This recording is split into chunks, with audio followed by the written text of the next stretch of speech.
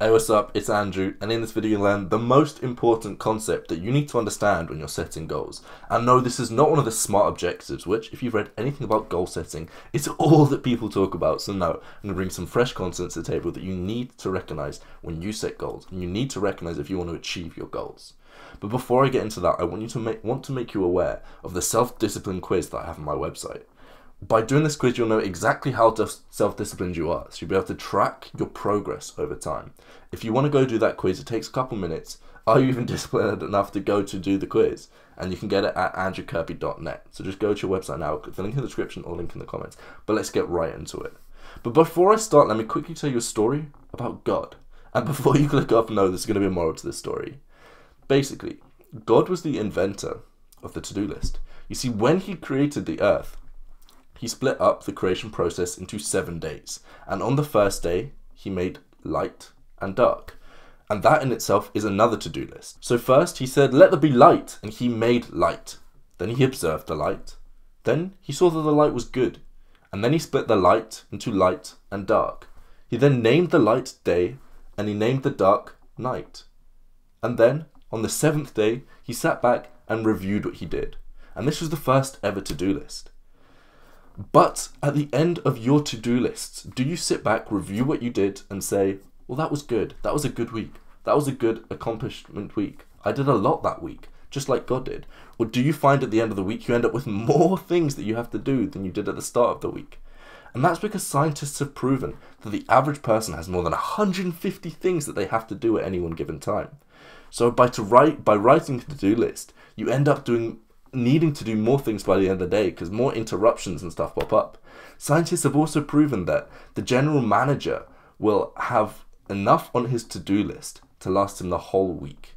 He'll be able to think that he can do so much in a single day that it will last him the whole week. But this is wrong because you see what happens is that we're interrupted so often. So the first piece of advice that I'm going to give you is when you're writing your to-do list, write down approximately how long it's going to take you to do each task. That way you're not going to assign 62 hours or something for your day, which by the way is what I did when I first did this exercise on my to-do list. I had 62 hours worth of stuff on my to-do list. But anyway, I'm getting a little bit distracted. So the question is, how do we decide what goes on our to-do list and how do we decide what to do next? And this is a question that baffled psychologists for years and years and years. But luckily someone called Baumeister just recently found out the formulaic concept of how you can set goals properly. And it starts with setting a clear goal. In the scientific research of willpower and self-discipline, they don't call it self-discipline, they call it self-regulation. And what this self-regulation definition includes is having a clear and concise goal. You see, if without this goal you could be all over the place and you're never going to actually reach where you want to be. For example, if you're going on a diet and you don't understand eating fatty, sugary foods is bad for you, then you could still think you're doing the right thing, but you haven't got the clear goal and you haven't got the information behind that to back it up. So the first thing you need to do is set a clear goal. But the problem with most people is that it's not the setting the clear goal, it's the fact that they have too many goals. And this was especially prevalent in my life. See, I had the goal of bulking up and putting on more weight, but I also had the goal of eating healthily.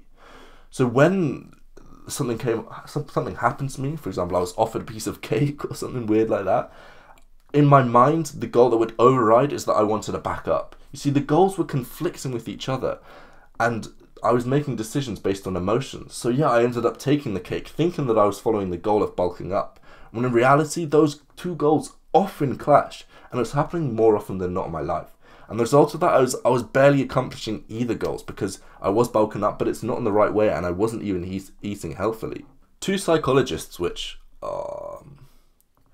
were two psychologists which studied this. Their names are up on screen at the moment because I've forgotten them at the moment.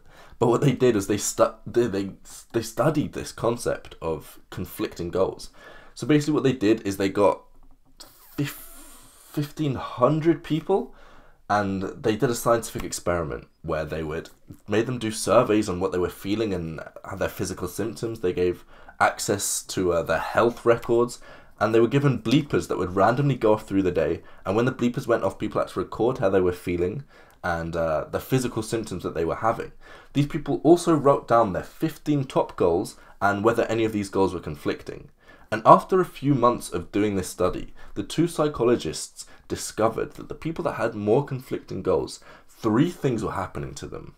First of all, they were doing less.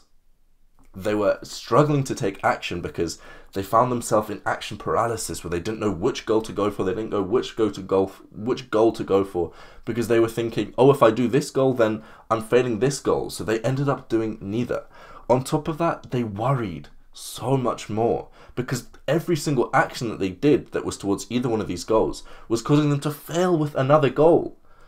So taking action towards a goal was actually making them worry a lot more. And finally, their health suffered, both physically and mentally. Yes, these people were more likely to be anxious and more likely to be depressed. So here's the call to action. First of all, you like the video. Second of all, you subscribe. And third of all, you recognize whether any of your goals are conflicting. And if they are, dive deeper and make sure that they're not conflicting. Because what you don't want to do is end up feeling guilty when you head towards one of your goals. That's it from me, guys. If you've enjoyed the video, then like and subscribe. But the most important thing that you need to do is click the second link in the description.